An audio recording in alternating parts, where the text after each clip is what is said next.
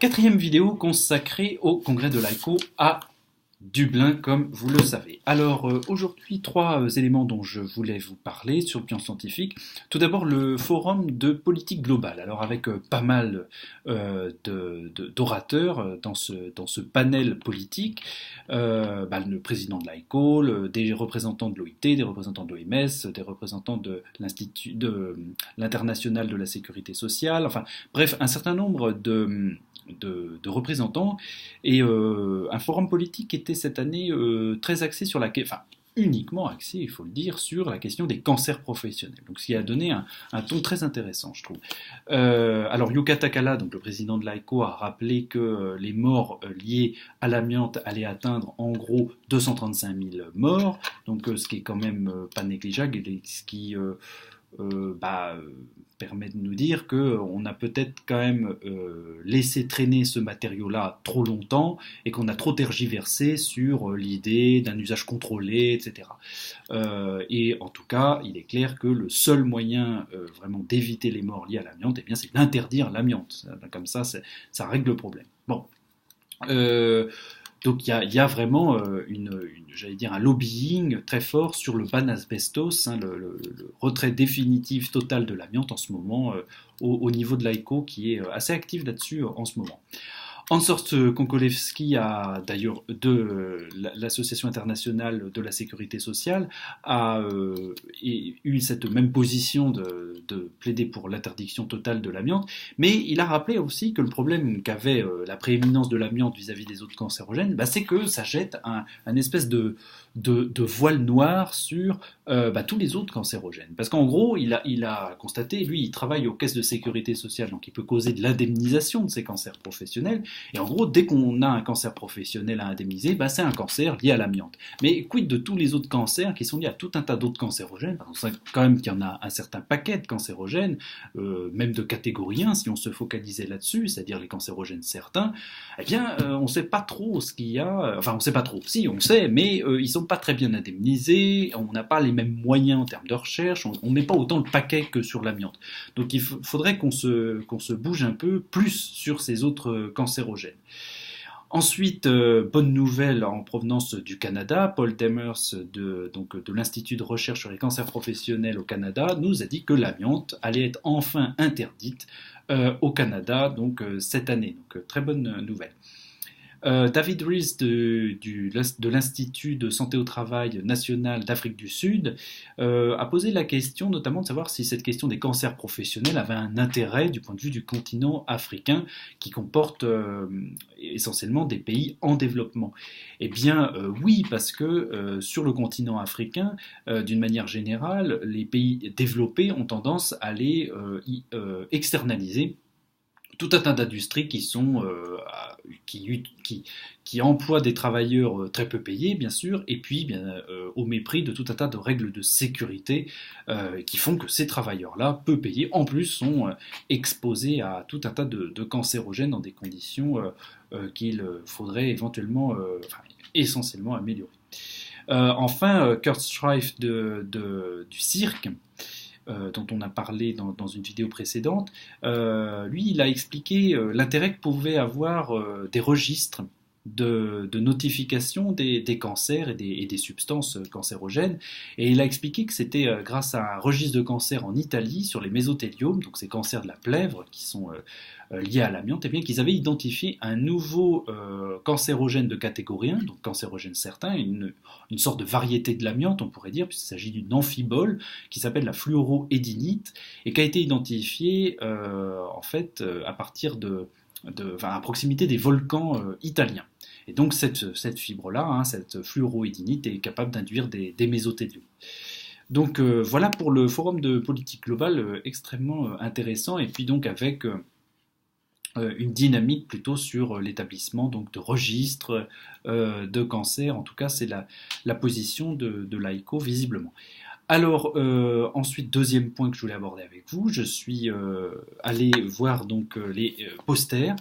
Et donc, comme je vous l'ai déjà dit, mais je vous le rappelle au cas où vous l'auriez oublié, je suis juge, c'est marqué là, c'est en violet, c'est très bon pour l'estime de soi d'être un juge. Et comme dirait Homer Simpson, critiquer, c'est très facile. Non, c'est pas si facile que ça, et il faut que ce soit fait de manière juste et bienveillante. Et donc c'est ce qu'on a essayé de faire. Bien sûr, l'évaluation des posters, elle est croisée. L'enjeu, ça n'est quand même qu'un prix. Hein. Les gens, ils jouent pas non plus leur vie. Donc on a rencontré deux étudiantes.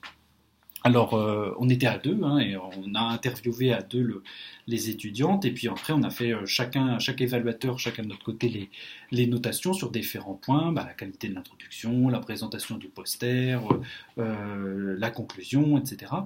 Et donc, on a eu une étudiante donc irlandaise, une interne en médecine du travail, qui a présenté une étude concernant en gros l'évaluation des risques professionnels chez les travailleurs dans le domaine du soin.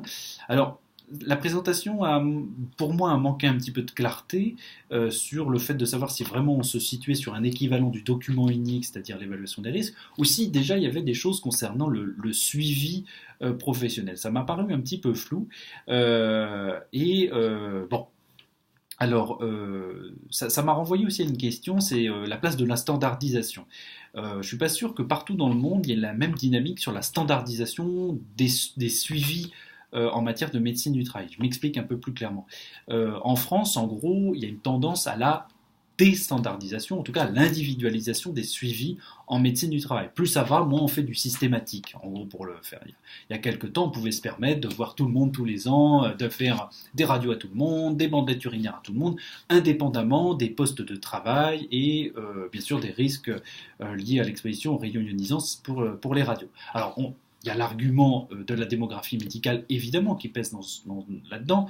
Et donc, à la faveur de ça, on est parti aussi sur, disons, une individualisation du suivi, qui, d'un point de vue médical, est beaucoup plus rationnel. C'est-à-dire, au lieu de faire des examens à la chaîne pour tout le monde qui ne dépendent pas du tout d'une analyse clinique, eh bien là, on va dans quelque chose d'un peu plus, j'allais dire, précis, quoi. Donc l'exemple typique qu'on pourrait prendre, c'est celui de l'évaluation de l'aptitude à l'hyperbarie. Les plongeurs professionnels, avant, avaient des examens systématiques en fonction de leur visite. Maintenant, le fait de choisir de réaliser tel ou tel examen, un CGT fort, un test au caisson, ou que sais-je, eh bien ça dépend en fait de l'évaluation qui est faite par le médecin. Le deuxième poster, c'est celui d'une étudiante turque qui a fait un travail de psychométrie, donc qui était la traduction en langue turque d'un questionnaire d'évaluation du stress qui est assez connu, qui s'appelle le COPSOC. Et donc, elle a fait la traduction de la version moyenne, donc c'est-à-dire avec un nombre intermédiaire de questions. Et donc, alors une étude psychométrique, ça nécessite d'avoir 2-3 bases de psychométrie. C'est pas facile, et c'est vrai que c'est un peu compliqué d'aller juger des posters, surtout si on n'a pas la connaissance du sujet, parce que la médecine du travail est large, et j'ai eu la chance d'avoir 2-3 notions un peu sur les sujets abordés. J'étais capable un peu de comprendre cette histoire d'Alpha de Cronbach dont nous a parlé cette étudiante, parce que j'ai 2-3 notions de psychologie, mais c'est vrai que ça aurait été un autre sujet, j'aurais eu l'air un peu fin, quoi. Bref, donc c'est vrai que c'est un peu compliqué parfois de juger ces posters, même si critiquer c'est très facile, mais faut pas trop la ramener des fois quand même. Alors cette présentation m'avait paru relativement claire d'ailleurs, intéressante et puis utile, parce que ce questionnaire-là, il a un intérêt, c'est un questionnaire qui utilise plusieurs dimensions pour le stress, il ne se cantonne pas juste à une façon d'appréhender le stress au travail, il combine plusieurs aspects différents, bref, c'était un travail qui m'a paru assez intéressant. Et puis enfin, dernier point de la journée, mais pas des moindres, j'étais responsable d'une session cet après-midi dédiée aux addictions en lieu de travail. Alors, j'étais un petit peu contrarié puisqu'il y avait un des présentateurs qui ne s'est pas présenté. C'est ballot d'appeler ça d'ailleurs un présentateur, il ne s'est pas présenté. Bon, dommage parce que sa communication qui portait sur les opiacés en Amérique du Nord alors, était très intéressante. C'est une problématique qui est extrêmement importante en Amérique du Nord, Canada, États-Unis, beaucoup moins en Europe, mais en ce moment l'Amérique du Nord traverse un gros souci avec sa consommation d'opiacés. Alors on a une présentation d'une collègue néerlandaise qui travaille avec Lode Godris de l'université de Louvain, Marie-Claire Lambrechts, donc une présentation très intéressante sur en gros l'évaluation de la consommation d'alcool dans une population de salariés vus en santé au travail par leur système belge de médecine du travail. Alors ce qui était intéressant, c'était que selon cette étude, seulement 2% des accidents du travail étaient liés à la consommation d'alcool. Alors ce sont des données autodéclarées, même si on sait qu'il y a un biais de sous-représentation là-dedans, il y a quand même une certaine corrélation. On ne s'attend pas non plus à avoir, si on a 2% de déclarés, il est assez peu probable qu'on en ait 70% qui soient reliés à l'alcool. Ça c'est intéressant parce que sur ce sujet-là de l'alcool, on voit toujours des chiffres concernant l'alcool traîner du genre 10 à 20% des accidents de travail sont liés à la consommation d'alcool sans que ce soit absolument étayé. Il n'y a pas de référence bien souvent lorsque ça c'est mis dans un papier. Vous regarderez, vous vérifierez. Très peu souvent il y a une référence bibliographique sur ce genre d'assertion. Donc là, on a enfin quelque chose d'un peu palpable là-dessus. Et alors, dans ces 2% d'accidents de travail, il y a non seulement les accidents du travail purs, mais il y a aussi les accidents de trajet, ce qui diminue encore le chiffre des accidents du travail à proprement parler.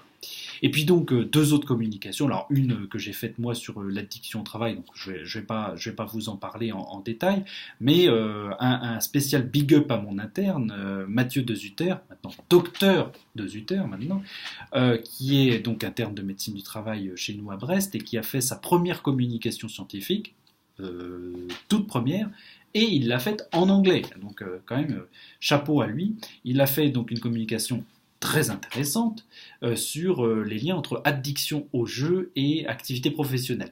Bon, ça mériterait peut-être que je vous en parle un peu plus longuement pour pas que la vidéo dure non plus trop longtemps, mais c'était une communication extrêmement intéressante. Je pourrais vous en parler d'une manière un peu plus approfondie si vous le souhaitez dans une vidéo ultérieure. En tout cas, bravo à lui.